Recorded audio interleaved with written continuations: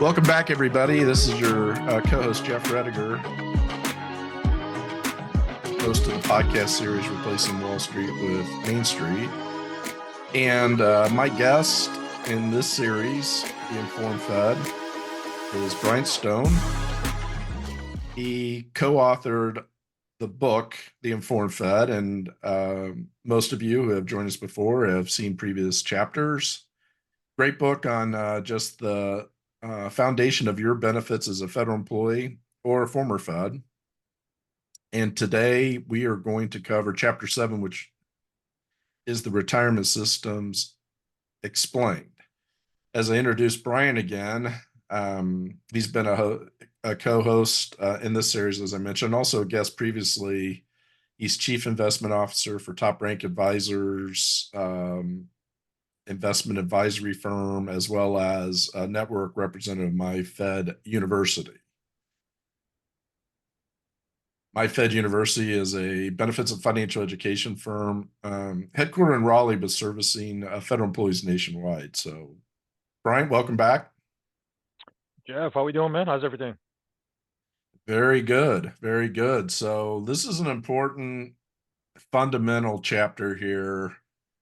The retirement systems explained. I know in sessions that we do educating the government employee, we do get a lot of vets, and one of the questions that Bryant will address is not only going over the three different systems, but also buying back military time. That's probably the question we get the most, and that might be a little teaser for everybody. Bryant will cover that, as we wrap up here. But let me turn it over to you, Bryant, and let's talk about the federal employees not three-tiered, but they're three retirement pension systems.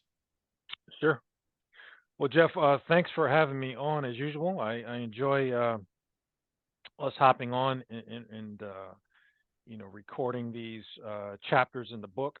Obviously we encourage you out there that are listening to go out and read the book, get a copy of it, purchase it, and definitely, read through it. And it's a very simple read, and get the information that you need. But in reference to Chapter 7, I mean, this is, like you said, Jeff, this is a very fundamental chapter that just kind of goes into the three different retirement systems that are out there.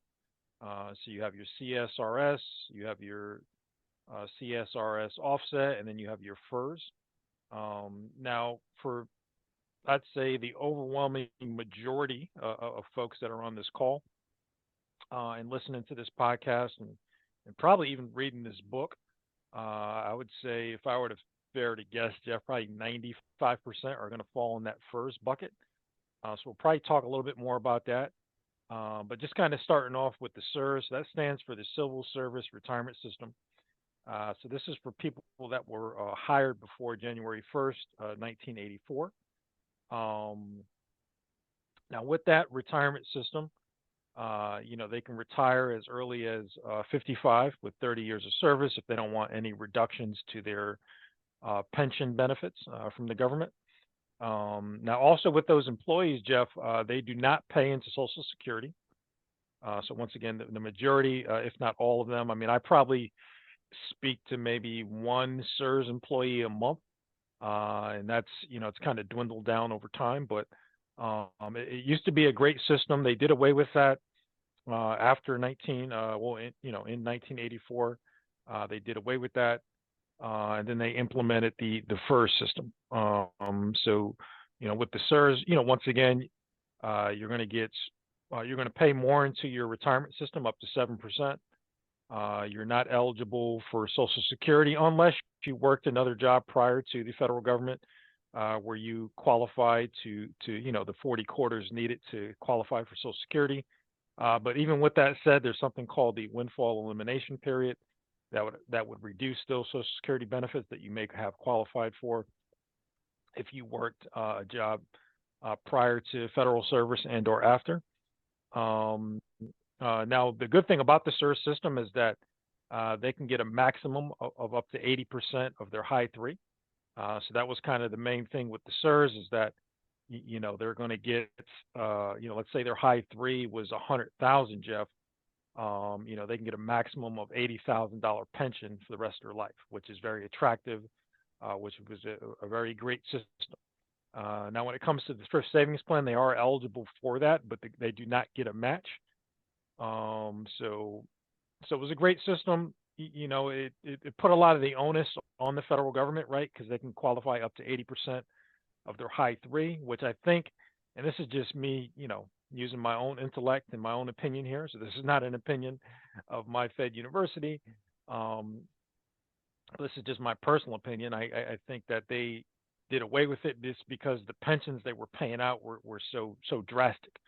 So they felt like they needed to put more of the onus on the federal employee.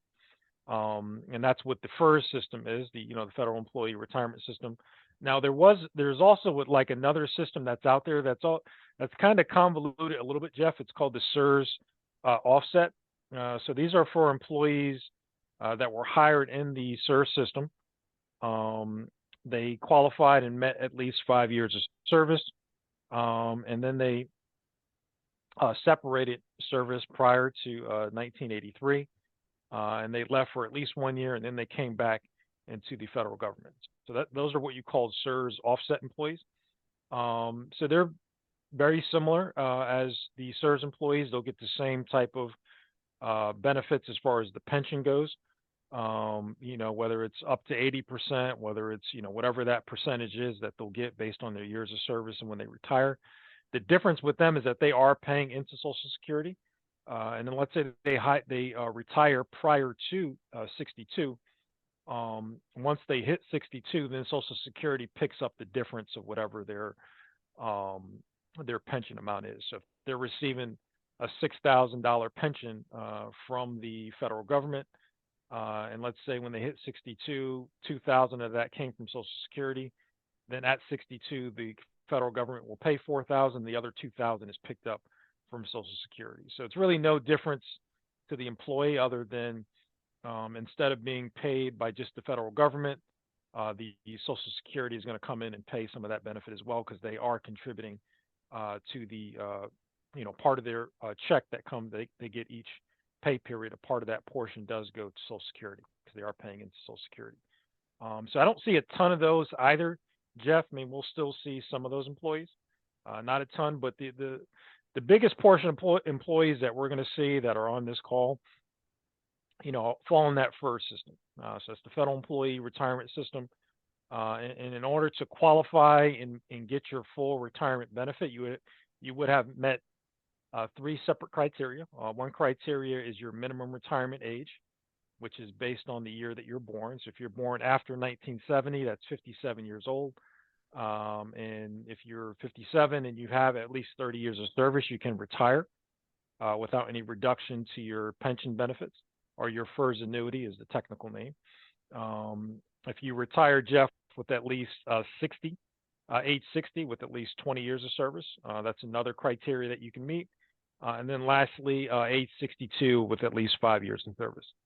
Now, with the first two criteria that I did reference, Jeff, if they're minimum retirement age and 30 years of service, or age 60 and 20 years of service, they would also qualify for something called the FERS supplement. And the FERS supplement, a lot of federal employees understand that as like the bridge, the gap. I've heard it called a lot of different names, but the technical name is the special retirement supplement. And that's essentially for folks, once again, that have met the certain criteria, and they're going to get a benefit that's calculated. And I'm not going to get into the calculation, but the calculation is based off of what their Social Security is at age 62. There's a calculation that they do to derive that number, and they'll get that benefit. So if that benefit's $1,000 a month, Jeff, they'll get that up until age 62, because at 62, at that point, they are eligible to to pull from their Social Security benefit. Doesn't mean that they have to, but they are eligible at that point, and that's when that FERS supplement would stop. But that is an added benefit, and a lot of federal employees that I do speak to, Jeff, have no clue on that. They're not factoring that into their retirement. So that's something that I always like to mention to federal employees that we're meeting with, if they're not aware of it, even if they are aware of it, just kind of explaining to them how that works and how to factor that into their retirement. Because there's also some other things that are associated with that you'll have to, look into and be aware of, to make sure you don't lose that benefit. Um, and obviously with the FERS employee, you're going to get a match on your TSP up to 5%, unlike the SERS employees. And then you're also paying into Social Security, so you will get a Social Security benefit as well that will not be reduced. So you'll get that benefit as well. So with the FERS system, it's kind of three-tiered.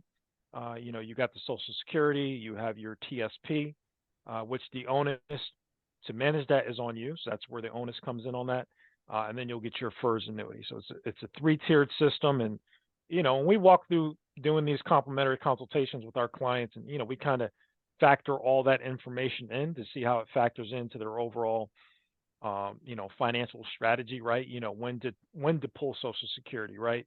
When to utilize TSP, when to retire, things like that. So, and lastly, Jeff, I'm going to talk a little bit about a common question that we do get, which, like you had referenced at the beginning, if you get somebody that does have military time, if they should buy that back or not. And the answer to that, Jeff, is it depends, like it does with a lot Right. of things. It's never a you should always do it or you should never not do it. And it really just depends on your situation, and one thing that we do is we kind of look at the numbers to see what that cost is going to be for you. And with that additional cost that you'll have to buy back that time, how much is that's going to add to your annuity with the government, also known as the pension? And if that makes sense, and if the numbers make sense, then obviously it's something that we would consider. So it's always one of those things where it does depend, but the first thing that you're going to want to do is run your numbers to see if it does make sense, and if it does, then obviously you're going to want to implement that, and get with the OPM to pay that back. So and just kind of ending here, you have the three different systems. Um, whatever system that you are in, you want to understand all the intricacies, and how it does work. And obviously, just make sure that you know, things like your survivor's benefit, how that affects the health insurance. I didn't even talk about that. Those are just small nuances that, in this chapter, that it does talk about. But I would even encourage you to go even a step further and get with um, a chartered federal benefits consultant, like myself, or someone that's has that designation that can kind of dive a little bit deeper into your situation for you. I absolutely agree. You need to find a specialist that understands these benefits, and then this session right away. There's moving parts that each of you out there need to make sure that the advisor you're working with understands you could make a mistake. So before we close, just to reiterate, Brian, you mentioned that you're able to do a calculation and an estimate. You have a retirement federal software calculator, correct? That can help run some numbers. For example, somebody's retired military or they're, FERS, they're retiring before 62 and they're talking about the supplement. You have calculations that you're able to do with them to determine, what's the best path. Yeah. So since as you know, Jeff, I'm a financial advisor that does specialize in working with federal employees. So yes, I do have access to a financial planning software that is compatible to the federal employee retirement system. So it allows me to run There you these go. calculations and factor not only their federal stuff, but just their overall picture. And that's what most people are looking for. Perfect. All right. Great session. So for those attending, you can put, if you're viewing this on YouTube, you can put comments in, or in some of the podcast networks, put your questions in there. In addition, click the links below. One, you can, as a federal employee, Bryant mentioned, you can book directly on his calendar a no cost consultation to address your questions. That's number one. Number two, click the link and go over to MyFed University. You can catch rebroadcasts, find great information resource on other events and benefits. So we want to make sure you do that. And up next, chapter 8, where we will be discussing how to maximize your retirement income. So look for that episode to drop. Thank you, Brian. As usual, great information. And, this completes the session today. Thank you. Thanks, Jeff. Investment advisory services offered through Red Hawk Wealth Advisors Incorporated, an SEC registered investment advisor. Top Rank Advisors LLC and Red Hawk Wealth Advisors Incorporated are not affiliated.